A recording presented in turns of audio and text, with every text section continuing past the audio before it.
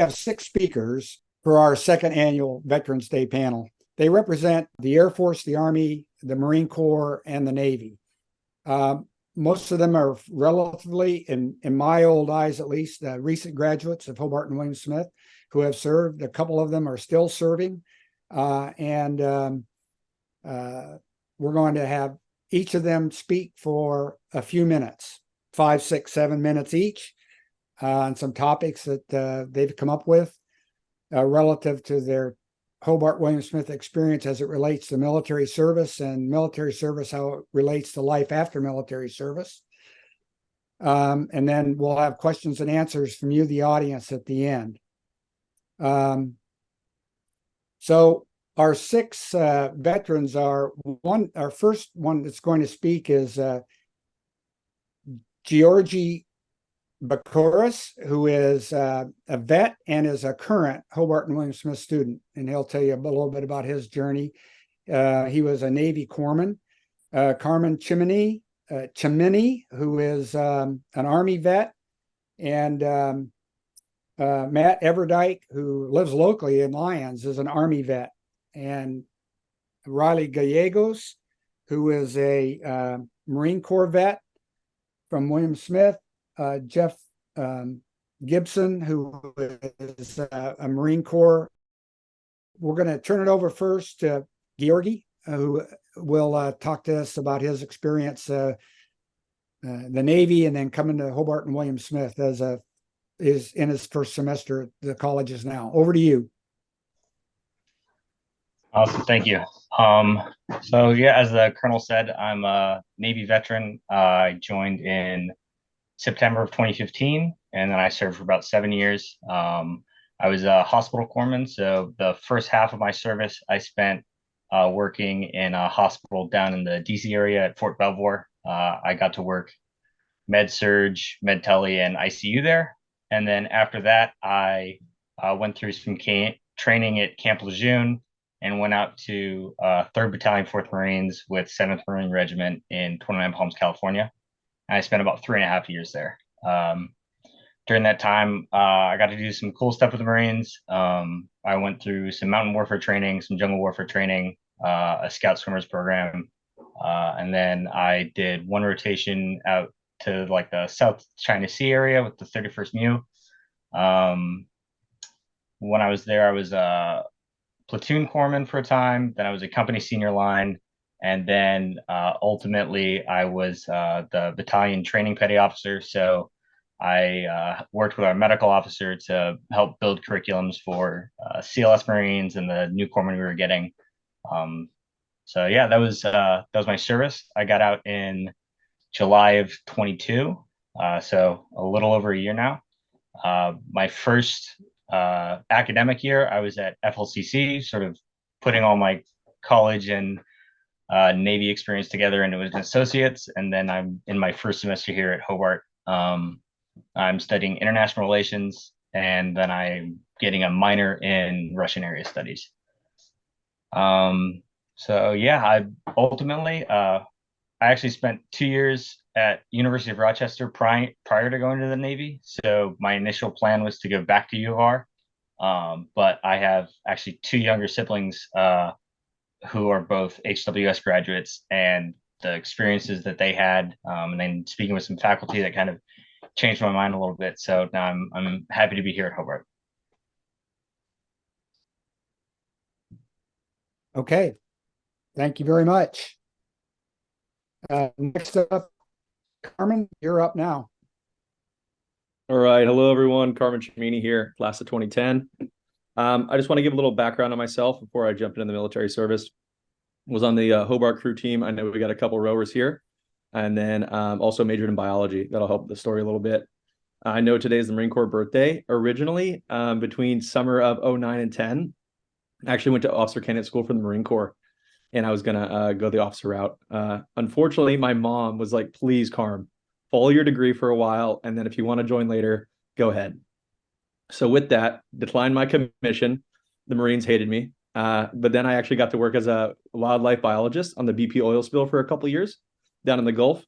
And then after that, I worked for a solar startup in San Francisco. And then in 2015, I was like, okay, I'm 27. It's time to do this. Went back to the Marines and they're like, get out of here, man. You already turned us down. Then went over. I was like, okay, what's my next best option?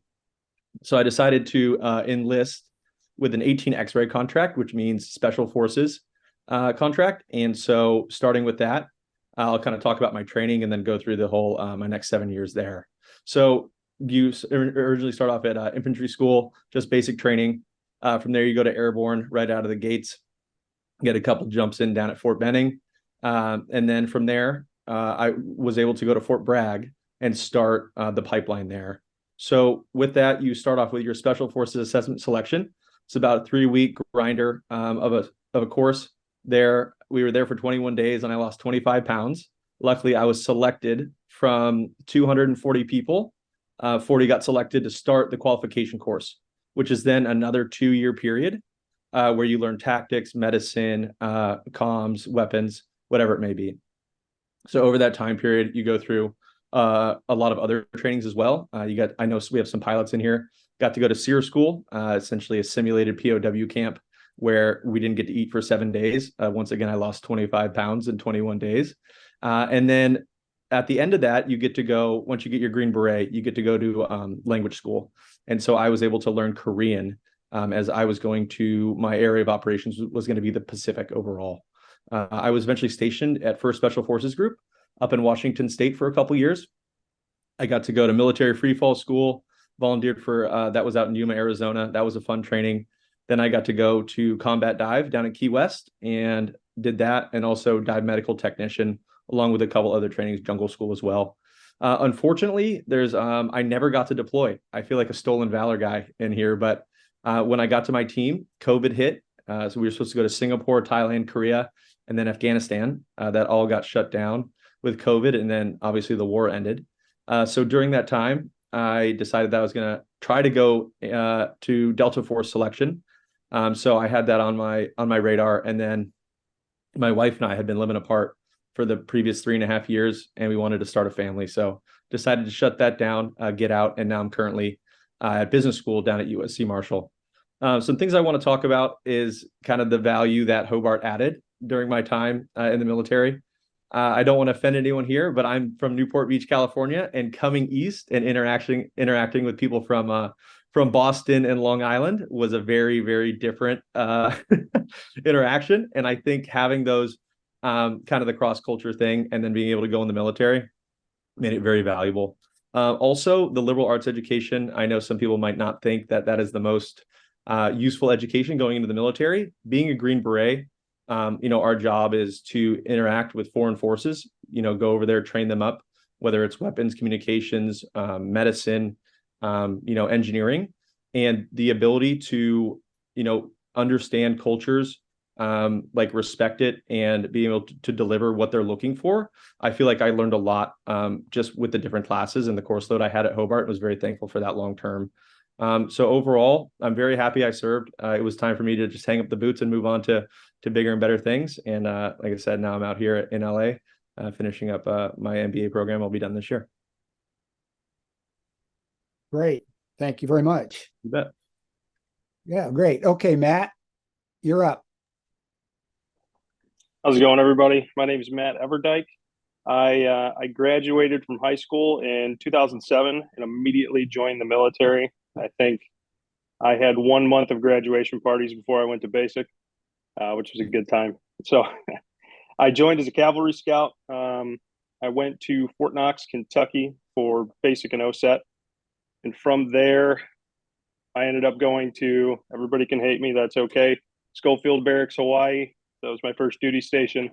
And I got to stay there for a year before we went to Iraq in the latter end of 2008. So that being said, there seems to be a lot of folks on this panel that were supporting the Pacific, all in all.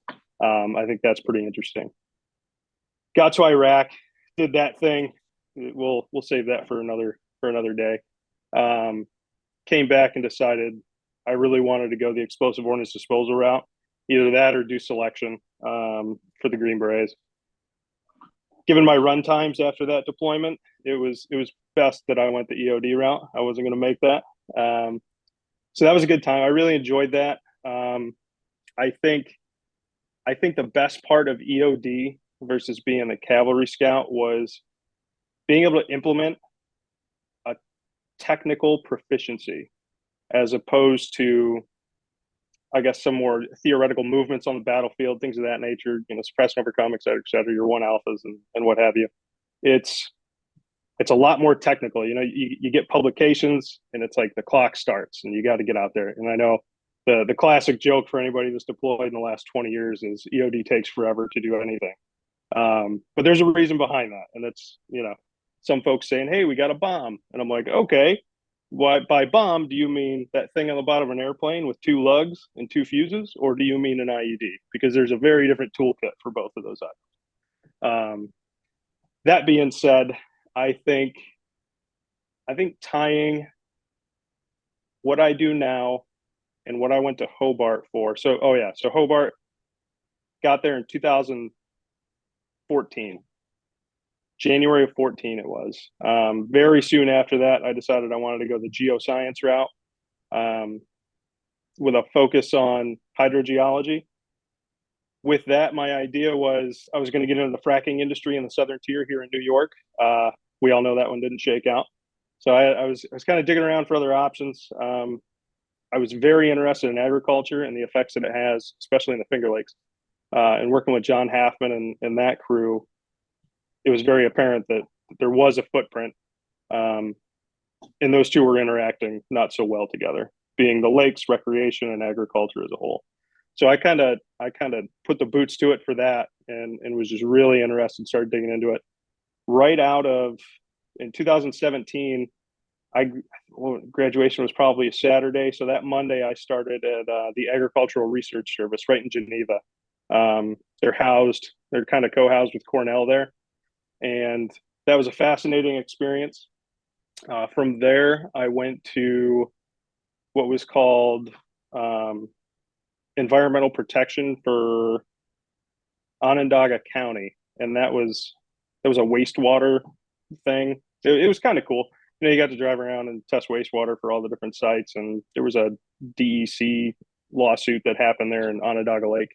So it was kind of the repercussions of that is why this organization existed. From there, I jumped over to Seneca County Soil and Water. So I got to work with conservation on the ground in the Finger Lakes, and that was fascinating. I loved it. I loved it dearly. You couldn't live too well on the salary, but it was a fantastic job. I would recommend it to anybody coming out of school. That's a great gig. It's a little bit of bootleg engineering, a lot of hard science, and man, you almost got to be a salesman to really move this stuff along. It was fantastic. That being said, there's a federal entity underneath the USDA, so the U.S. Department of Agriculture, called the Natural Resources Conservation Service, NRCS. They get paid a little more, so I jumped over to there as a soil conservationist. Quickly realized that the federal government, being the federal government, requires a great deal of paperwork. So I jumped over to a biologist position. There's some compliance related things that are tied to a lot of these contracts that NRCS does, and it seemed like the perfect opportunity to really focus on one thing, get in there, get my hands dirty, and it's turning out to be that. Next year, I've got, I think, 60 on-site investigations lined up. We're going to be digging holes and doing ruck marches. Basically, it's a good time. Love it. I guess that's all I got. That's great. That's great. Fascinating stuff. Okay, and Riley, you're up. Great. Hi, everyone. Thanks again, Dick and HWS, for hosting us today. My name is Riley Gallegos. I am a 2015 William Smith graduate. I am a United States Marine Corps veteran. I served as a logistics officer for 4 years from 2015 to 2019. First 2 years, I was stationed in Okinawa, Japan, and I was a landing support platoon commander. So I had a platoon of about 45 Marines. We worked a lot with helicopter support team operations, port operations, and beach operations. A lot of our training took place in South Korea as well as in Okinawa. And then for my final 2 years in the Marine Corps, I was the logistics officer for an intelligence battalion at Camp Pendleton in California. So got a lot under my belt in 4 years for sure, and I had a great time. I don't necessarily come from a long line of military service members in my family. I had an uncle in the Navy. My grandpa served in the Army, but I more so married into a pretty robust military family. So my husband, Austin Gallegos, is a 2017 graduate from Hobart. He is a captain in the United States Marine Corps, serves on active duty, and is stationed at Marine Corps Recruit Depot in San Diego. So we get beautiful San Diego, Southern California weather every day, and it's wonderful. Both of my sister-in-laws are military veterans as well. One served in the Navy, one in the Marine Corps, and then both my mother and father-in-law. My father-in-law retired from the Marine Corps, and my mother-in-law served in the Marine Corps too. So a lot of veterans in our family. I'd say I joined the military for 3 main reasons, all pretty broad. One, to be a part of something bigger, right? Which the military can obviously provide for you. And it did.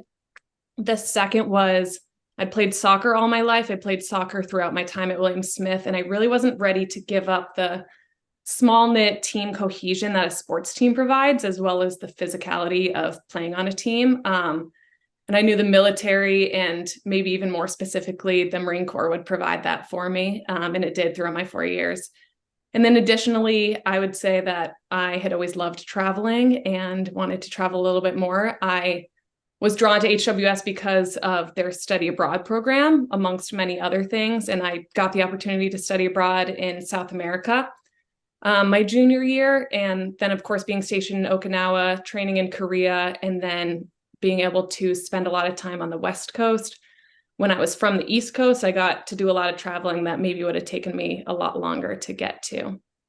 I'd definitely say that my HWS education helped my military service. I'd always pictured myself at a smaller school, one that I could like foster and facilitate relationships with my peers, with my teammates, with my professors and things like that. And I think the Marine Corps being one of the smallest branches, I was able to do that. And then on an even smaller scale, that definitely helped to facilitate and foster my relationships with my Marines on a day-to-day basis. So I'm very thankful of my education and that helping me to be a leader and facilitate team cohesion in the military.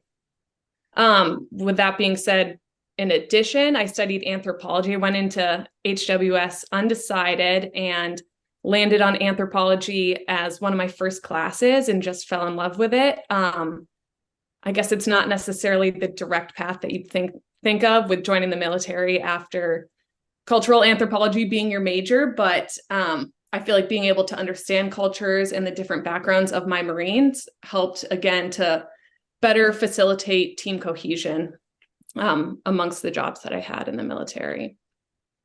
The last thing I wanted to talk about was transition. A lot of us here have done that, whether you served for 4 years, 20 years, 30 years. Transition, I learned, is definitely not a linear process. It's something that's talked about in the Marine Corps, in the military, I'm sure in general, but I don't think you're ready for it until you're in it. And getting out at the end of 2019, of course, the onset of COVID started at the beginning of 2020. And at that point, I'd moved to a new state, started a new job, was obviously out of the military, so adjusting to a completely new way of life. And there was just a lot of new to deal with. So it was not the easiest transition or the most seamless as for what I was hoping for and what I wanted. But it definitely put me on a path to where I am now. I got out and was working at a medical device manufacturing company in the supervisor position, but I really just kind of missed the service aspect. So I decided, hey, why don't I go to nursing school?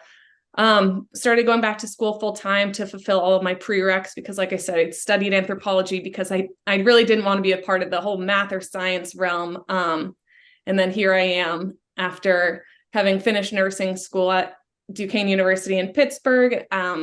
I completed an accelerated nursing program. And throughout that time, I kind of decided that my service obligation as a nurse maybe wasn't enough. And I will be getting back into the military as a naval nurse come next year. Thank you very much. Yeah. Okay, Jeff, you're up. Jeff Gibson. Sorry, had some trouble with the unmute button there. All right, good afternoon. My name is Jeff Gibson, Hobart grad at 2010. Born and raised in Elmira, New York. Always kind of had an interest in the Marine Corps. Can't really put a specific reason why I was kind of drawn to it. Really considered enlisting out of high school. My parents convinced me that getting an education would benefit me long term. And about a week after I showed up to Hobart, there was an email from the officer selection officer, and I signed my contract to go to OCS about 2 months later. So at that point, it kind of opened up my aperture a little bit for what I was planning on doing at Hobart, because she said, all you got to do is get a 2.0. Well, I don't have to work that hard to get a 2.0. That was my mindset. Better work there. So I decided to be a psychology major, and then I did a minor in peer education, human relations, thinking that it wasn't really going to translate very much. And I'll loop back to kind of how that benefited in the long term. But my kind of chronological time frame, I left Hobart in 2010, went down to the basic school in Quantico, the 6 months, basically learned how to be an officer and be in the military. And then from there, I went down to flight school. It took me about 2 years to get through flight school, from your ground school, your survival training, my primary flight training. After primary, I got selected to be a V-22 pilot. You rank your choices 1 through 4. V-22 is my 4th choice. Marine Corps said, thanks for playing. You're going to be a V-22 pilot, which was a great thing in the long term, but I was a little disappointed. I thought I was going to be a jet pilot.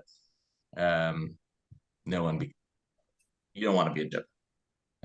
No offense to those jet pilots. Rotary wing is way better. After I got finished up with flight school and helicopter training, I went over to North Carolina, where I did learn how to fly V-22s, and then out to San Diego, California, where I did 2 tours through the MM-166 Osprey unit out there, and I went on the 13th MEU twice back-to-back for 8 and 9 months, respectively, 2016 and 2019. While I was in the squadron, I started out as a basic schedule writer and moved my way up through various schools and qualifications to be the pilot training officer. And I got selected to attend weapons and tactics instructor course in Yuma, Arizona. So I know what Yuma's like. It's not very much fun. So I can't remember who mentioned it. I think it was Carmen. I'm sure you had a great time there. I did not. After that, finished up our deployments, and then I got selected to be the 3rd Marine Air Wing training officer for all the V-22 communities and the inspector for the training programs of all TMSs on the West Coast.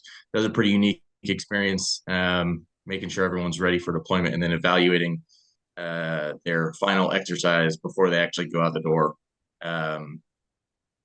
Most of them were going out on Muse. Some went out to Kuwait for, I guess, as close to the combat as we were at that time. Let's see, after that, I put in an application to be part of the President's Helicopter Squadron in DC. I was fortunate enough to get selected for that. In my first year, I was just a V-22 pilot, moving Secret Service and staff around, Pine Marine 1. And these last 2 years, I've been the White House liaison officer, where I work on the advanced team well ahead of the travel and coordinate pretty closely with White House staff and Secret Service. And then I'm actually on the ground in the airport or in a landing zone where the helicopter comes in. I get to wear a suit to work now, which is kind of nice. And then when the helicopter's around, I have the earpiece and everything. Everyone assumes I'm Secret Service. I'm not. I try to make that very clear. I wear a blue suit, not a black suit. I don't need that extra pressure. So going back to the education piece for Hobart, none of the stuff I studied really directly applied, right? The Marine Corps is going to teach you everything you need to know, especially in the aviation world. A psychology degree didn't help me at all. Actually, I feel like it hindered me, not hindered, but not having a engineering background going through flight school made it very difficult. So I didn't get to enjoy my time in Pensacola and Corpus Christi like some of my friends did. But indirectly, psychology and peer education, human relations, I think really built the foundation to have difficult conversations with people, and there's a lot of difficult conversations to be had in the military. And I learned a lot of communication skills, I think, that translated pretty well.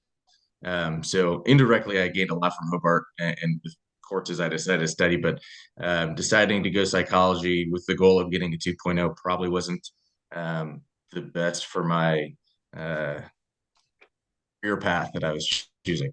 Another thing that I think the education piece played in me, I guess, becoming an officer is that, one, you go to Hobart, you're independent, it's not high school, and you kind of learn how to be an adult, and you grow up and you find your way.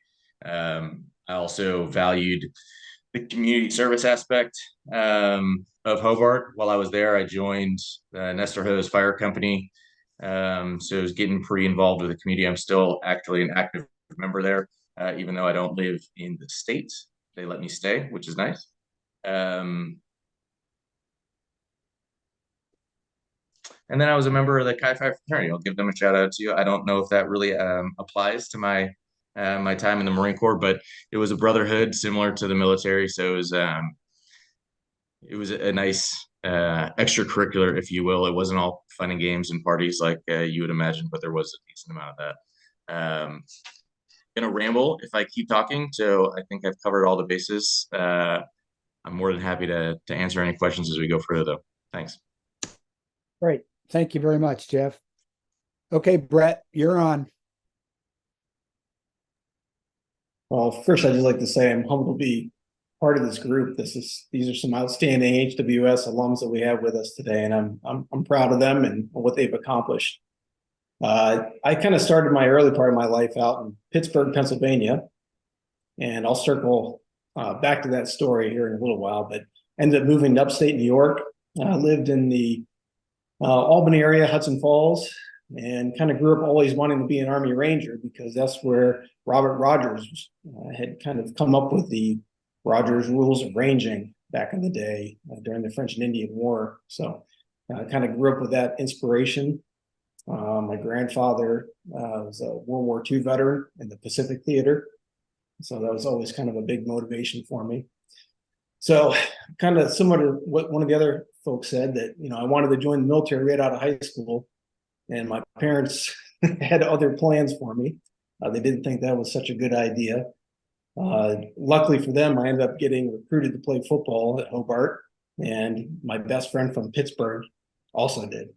So that sort of helped, you know, change my mind to go to college instead of joining the Army Rangers, which was probably good in my parents' eyes.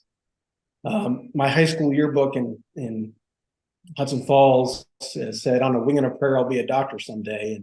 And somehow it happened. I owe a lot of that to Hobart and William Smith. I got an excellent biology education there, and people really did a nice job of helping foster that in me. So I really learned a lot at Hobart and William Smith, and I'm glad I took that route. Now I'm glad I became a physician. It's been a wonderful honor to be a physician, especially in the military, taking care of these young men and women. They are the best patients in the world, and it's been an honor and a privilege. So I really appreciate my time that I've been able to spend. So went to Hobart and William Smith, enjoyed my time there. Still wanted to join the military at some point. And my brother happened to join the Air National Guard. He's a pilot. He's a C-130 pilot. And he said, "Hey, boy, you know, I don't think you want to join the Army. You want to join the Air Force. I've heard that's the way to go. And if you join the Air National Guard, you can come fly with me. We get to fly around together in the C-130. And I said, "You know what? That doesn't sound too bad." They had doctors that fly in airplanes. So I said, "That sounds like a great idea." So I joined the Air National Guard, and I was in the Guard for the first half of my career. And I got to do some pretty interesting things, go to Antarctica and Greenland, and get to practice medicine in some of the most austere environments out there. And then from there, I got to kind of transition into doing some other things. I got to do a tour in the Pacific Theater in the Philippines, working with special operations, and that sort of opened up the next chapter of my life. And I ended up joining the Air Force Reserve that I'm still in at this point. I got almost 22 years in now, and I've been able to do some really fascinating things. Practice medicine in places all over the world, and practice medicine in the back of of trucks and airplanes and helicopters and blown out buildings and tents. It's just been phenomenal to be able to be there and take care of those folks on the front lines when necessary, to get them back home. And it's been an absolute privilege. I still do it now. I'm still, 22 years in, still going strong. When I got promoted to 06, they moved me to a staff position, which I definitely don't like that as much as being in the dirt, but it's important. It's a leadership position, and I get to sort of foster the next generation of folks coming through. And I guess I'm getting enough gray hairs that I look kind of funny being out in the field anyway. So I sit behind a desk primarily, or I get out there and train folks, but it's still an important job that I enjoy. And we talked about transition. When you leave the military and go into civilian life, I've transitioned numerous times over my career. Going from deployments overseas to back home and working in the hospital, and it is definitely a difficult transition period. But it's been made easier for me by working at the Veteran Affairs Hospital. I get to be a doctor, still take care of my troops, basically, and that's a great honor and privilege for me. Great. Okay, well, thank you very much. So we have about 15 minutes left before the wrap up for questions from the audience. And Chevy, I'm not seeing any here. So have we not had any submitted? Do we open it up to the floor, or do we have some that have been already submitted? We haven't had any submitted online, but if you'd like to open it up to the floor and folks can unmute and ask those questions, I think that would be wonderful. Okay, well, the first one that I'll ask, I'm not going to ask a question, but I'll ask Jack Woodward from my committee, because I know he submitted one yesterday early that seemed interesting. And Jack, if you can unmute and ask your question, hopefully you're there.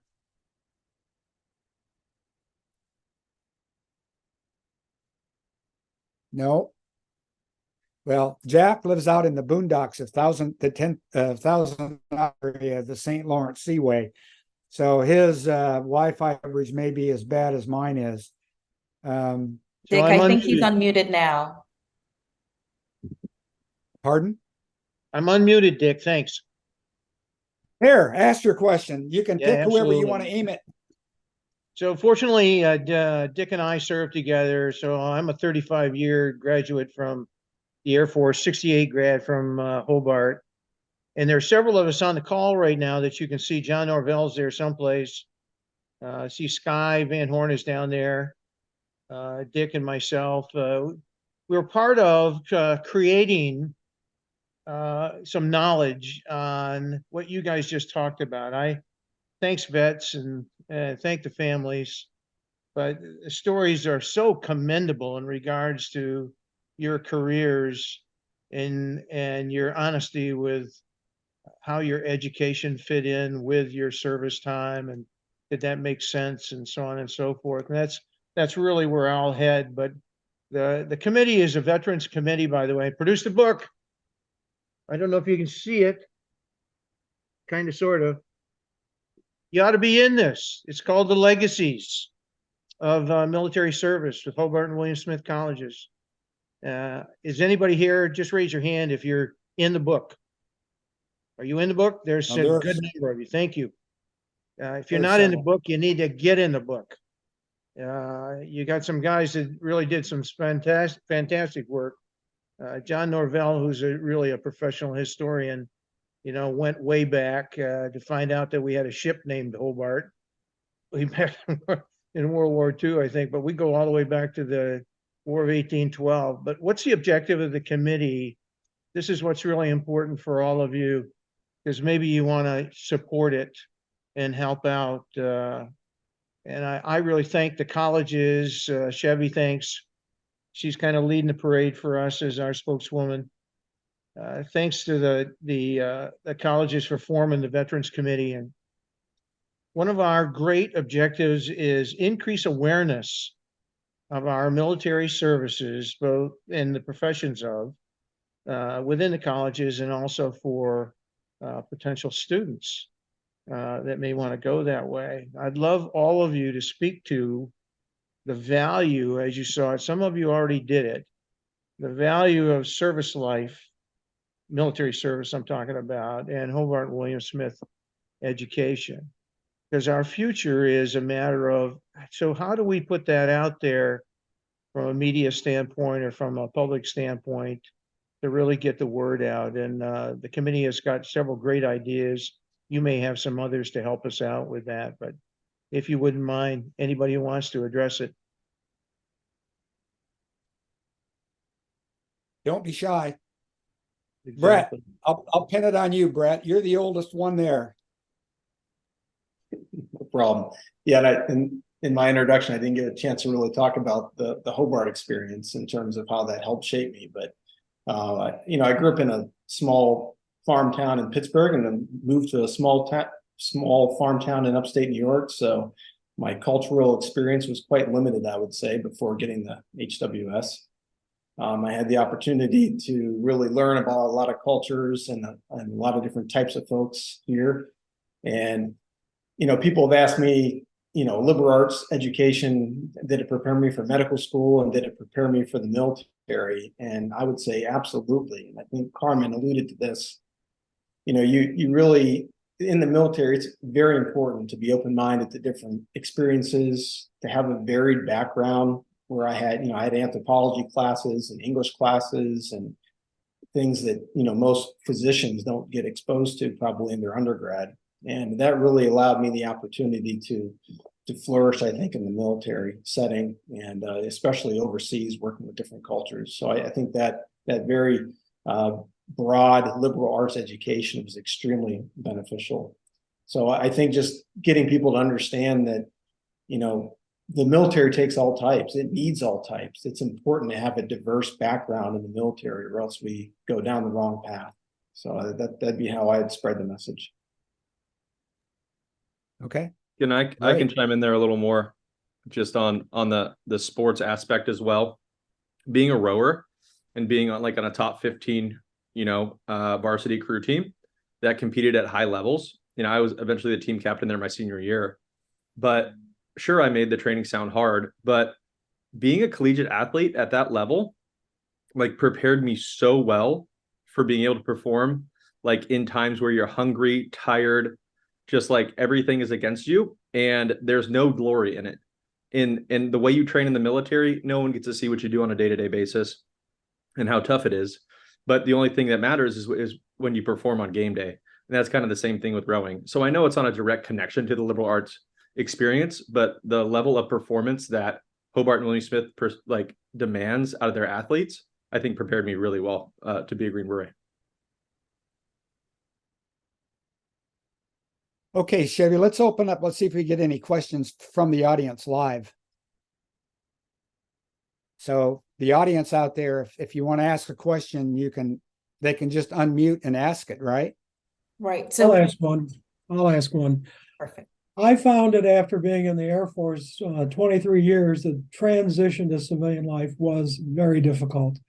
So I want to ask each of you who have transitioned, what was the toughest part of becoming a civilian? So Riley, why don't you start? Sure. Yeah, as I talked about a little bit, it was definitely tough, and I only served 4 years, but you're so indoctrinated to a way of life more so than a job. And that obviously makes the transition much harder. But just for one little anecdote, I remember in my company, it was one of the first days, and I showed up to a meeting, say that was scheduled at noon. I showed up at 11:45, and people were rolling in at 12:01, 12:02 after the meeting time started. And I was like, oh, what's wrong? Did I get the message wrong? And they're like, no, everybody shows up 5 minutes late. And I was like, I don't know if I'm cut out for this. I like showing up 15 minutes early. So that's just a funny way of, something I can remember, and one of the first experiences I had in the civilian sector.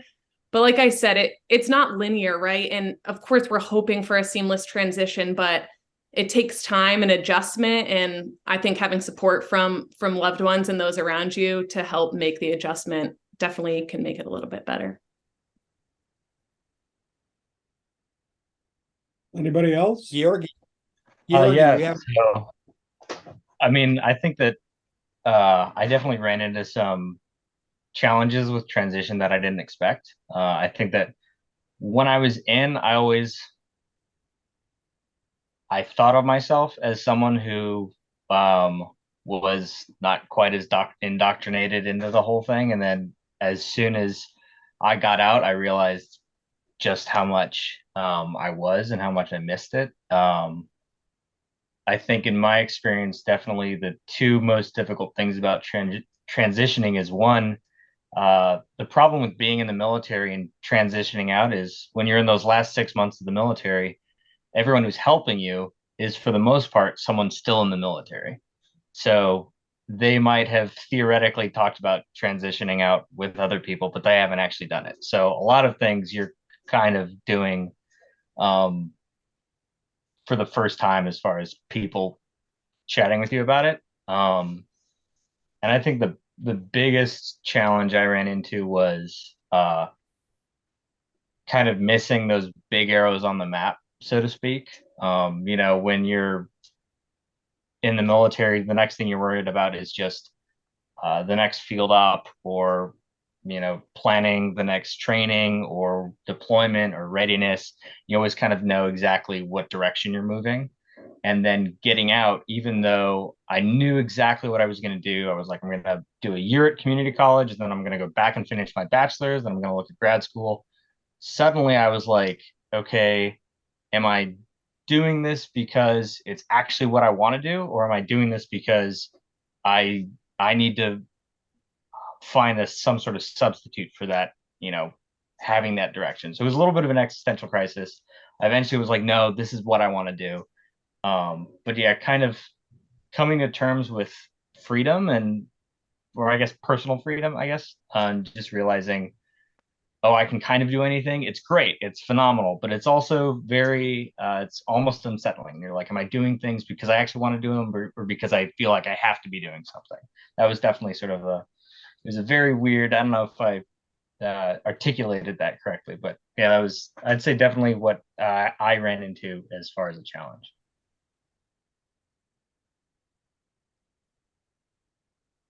Okay, do we have other questions from the audience? Yeah. Colonel? Yeah. All right. Maybe an observation, but they're considering when I entered the Army Reserves in 1963, the psychology was much different in the populace, in that we had to face a draft. But to me, I'm observing most everybody who's spoken here as having volunteered for the service. You and I think, date back to that time. But there was a time when being in the military was not necessarily a welcome way to go.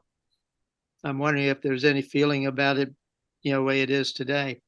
I think the fact that our military volunteers is something extraordinary, and we have one of the best military services in the entire world. I think it's proven because of what we did in Afghanistan and Iraq. Dick, Bill Corwin here. I have a question. Yeah, go ahead, Bill. What's the status of the ROTC at Hobart and at HWS? Well, let me tell you this. I'll tell you what my opinion is. I don't think there is any status of ROTC at Hobart that I'm aware of, and I don't think there ever will be again. And here's why. My last 2 years on active duty, I was the commander of Air Force ROTC in Pittsburgh, which has been mentioned earlier about Pittsburgh. And I'm a Western Pennsylvania boy from Erie. I enjoyed my time there, but I will tell you that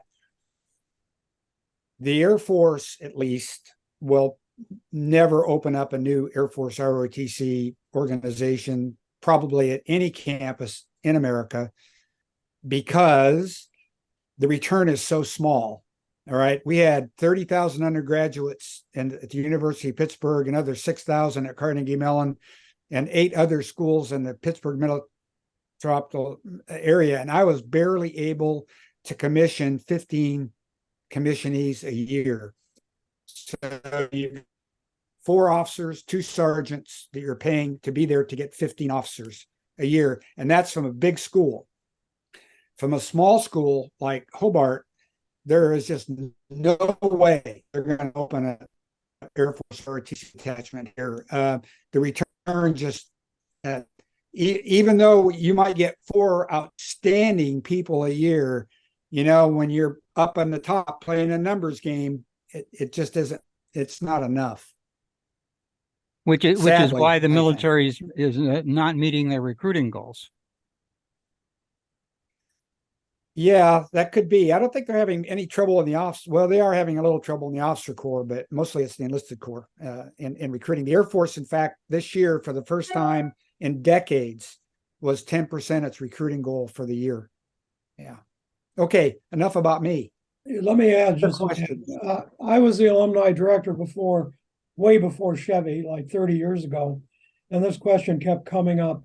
And it just isn't cost effective, as Dick has said, for the Air Force or the Army, any of the big services to offer ROTC at a small school. Even when we were there in the late 60s, we only had maybe 30 some students at best in the ROTC program.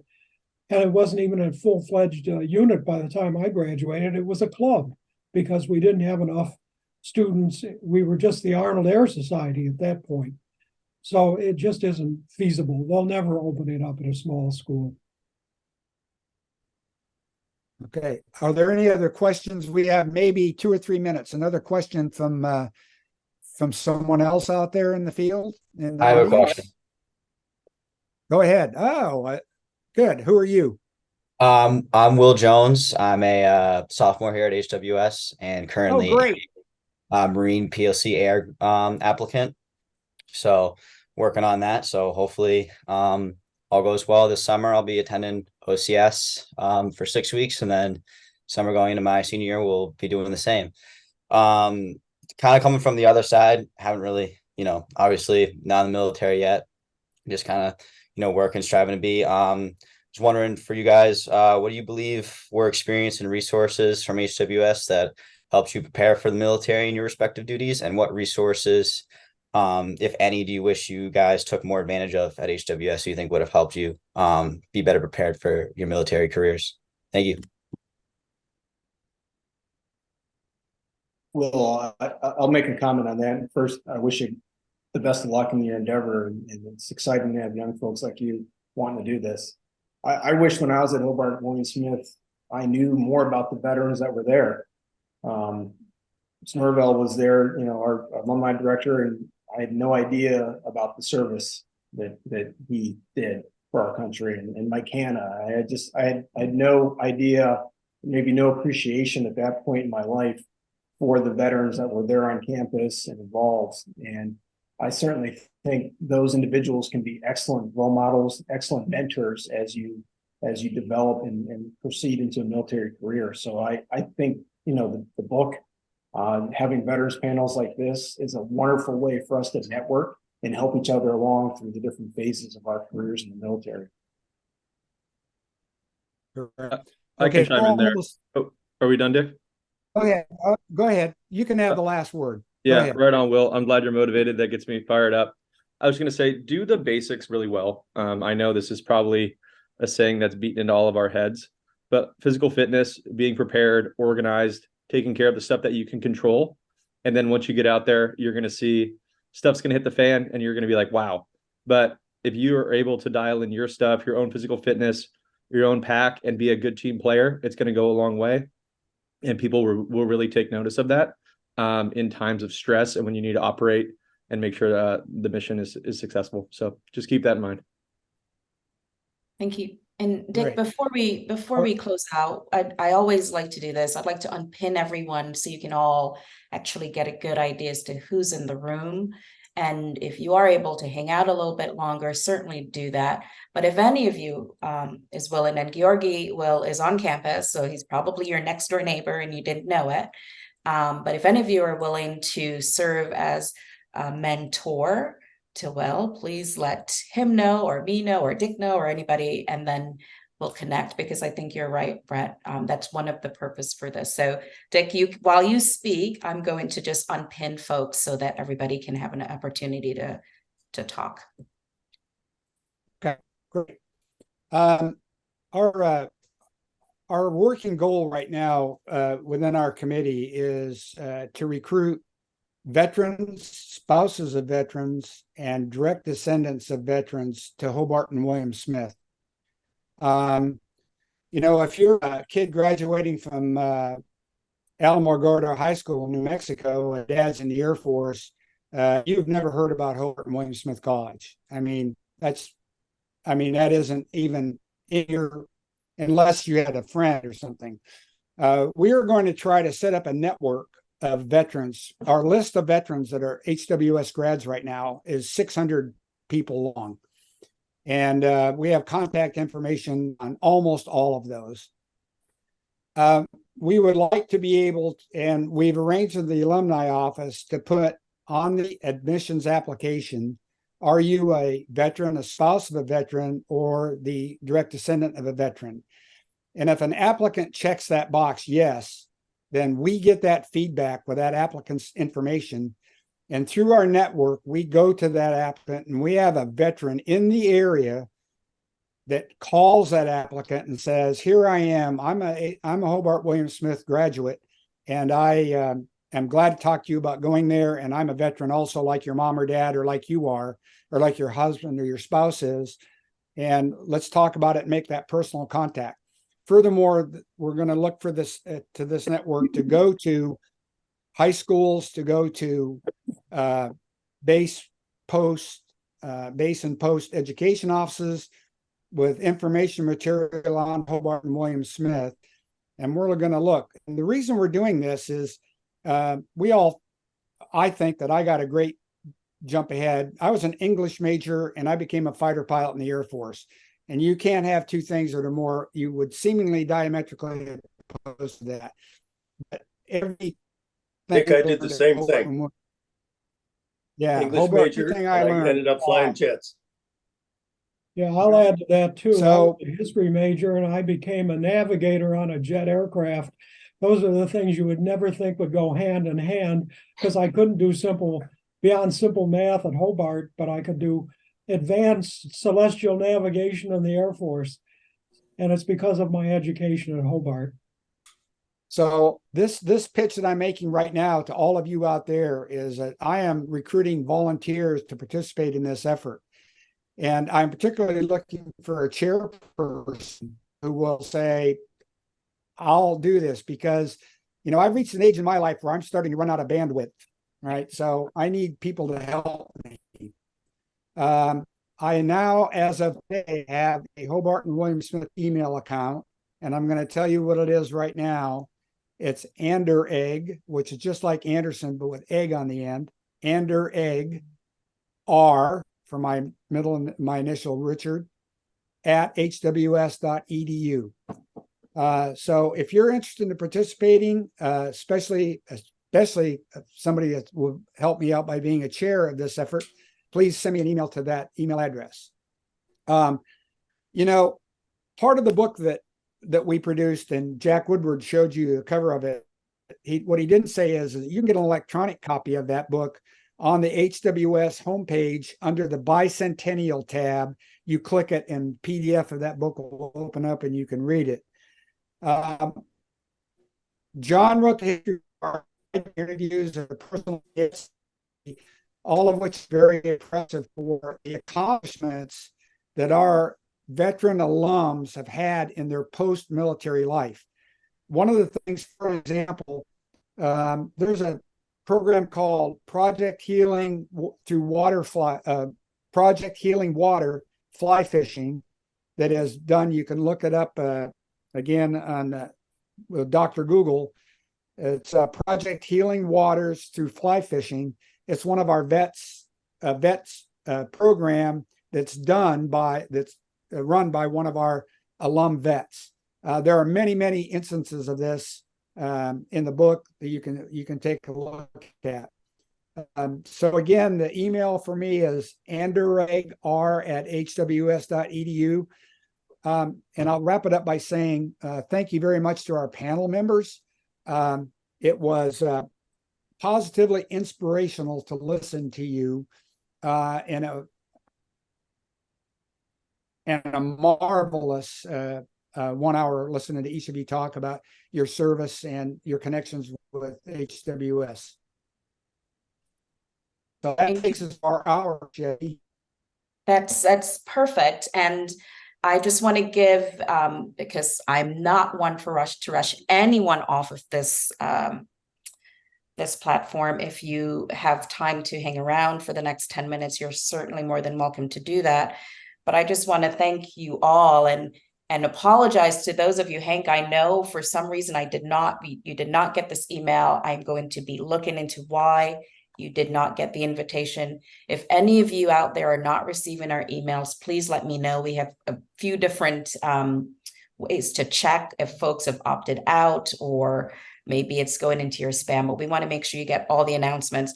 I'll tell you what I got out of this is that most of you live a lifetime through your service, and it's just amazing what you've accomplished and will, as you think about going into this and into the service, that you've got a community here that I hope you will lean on, Georgi, that I hope you will lean on as a student.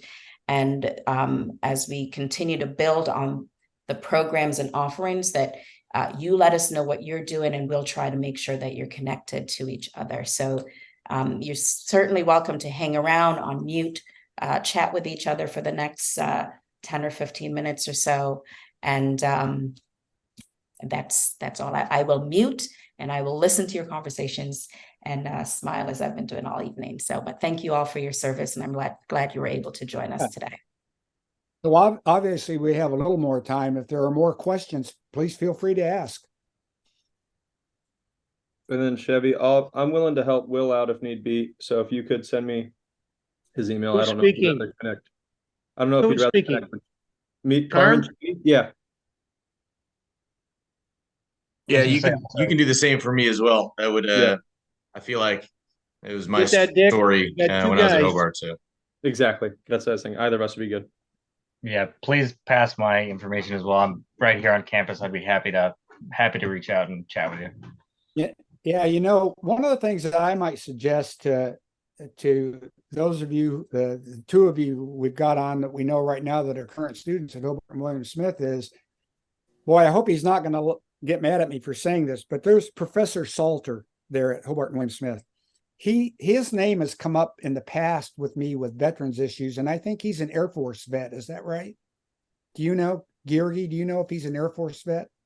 I don't know. I would be interested to find that out, because I'm taking a class with him. I know him pretty well, and I haven't heard that about him. So if that's true, he's been hiding that fact. You know, if you wanted a good project that I could recommend to you is talk to him and find out who the other vets are. Mm-hmm. Professors, you mean? No, I'm talking about students. Oh, okay. There very well may be students that you don't know each other, but if you talk to the professors as well and find out who those vets are, I mean, if you made a little coffee class sort of thing where every 2 or 3 months you guys got together at I started to say the student union down in the bottom of the post office. That doesn't exist anymore. That doesn't exist anymore. If you all got together, you could share your experiences and be a welcoming committee to other vets that might come in. And I assume that you guys are on using your GI Bill. Georgi and Everdike, did you use yours? Riley, are you using your GI Bill? Yes. Yeah, I used mine. Yeah, great. That's great. Yeah, right, exactly. Yeah. And did you all know that Hobart and William Smith is enrolled in the Yellow Ribbon program? Mm-hmm. Yep. Yeah, that's a good deal. Take advantage of it. Yes, it is. It is a good deal. And the more of you that are there that are students or faculty that know about it, and if you know that there's a person that is coming from the military and is coming to school, they may not know about that yellow ribbon program because it is a good deal. Yep. Any other questions? I cut somebody off. Somebody had a question and I cut him off. It wasn't you, Jack. It was somebody else. It was Hank. Hank had a statement. Was it Hank? My search engine isn't working. I don't think I can find the question anymore. Dick, I would be willing to help you out on your committee there, not as a chair, because I'm probably older than you are, and that's not a good thing. Okay, thank you. I Dick's appreciate having that. some problems with his connectivity, so he's frozen right now. So Hank, he's heard you though. There he is. Okay. Thank It's you. all right, Yeah. Chevy. I wrote it down. All right. If you hear the dog barking, it's my dog sitting outside the office because 4 o'clock is his dinner time. And he is not at all impressed with the fact that I'm in here talking to all of you. That's good. Well, I just want Okay. to add something as having been around the college as close as Chevy for the last 30 years. The attitude toward the military at Hobart and William Smith really has changed tremendously from when we were there in the 60s, as you might have guessed. But the thing that struck me the most was going to Charter Day, which is Hobart's founding ceremony, and hearing Hunter Rawlings III, a Marine major, speak to the assembled students and faculty in his full dress Marine uniform. Now, that is something that shows a whole different world at Hobart and William Smith, as far as I'm concerned. Yeah. I'm Yeah, I impressed think- that he could get into the uniform. Well, he was on active duty at the Oh, time. he's an active duty major. Yeah. Oh, he's active duty. Good. So, Yeah. Yeah. So you all know that it's camo day, right? So I actually got out an old BDU, a battle dress uniform, and I said, you know what? I can't even put this on. I was going to honor everybody today. I think, John, your comment is really so appropriate. Is I see such a different attitude from the speakers today than certainly the way we grew up. We grew up, having to literally sit in, and I happen to be a fraternity guy, sitting in a living room for lunch and talking about taking insurance out on each other because your draft notice was coming. And you actually did that. That's a real story. I talked to some people recently. They don't even remember the discussion about drafts. You volunteers are something else. We love you. Yep.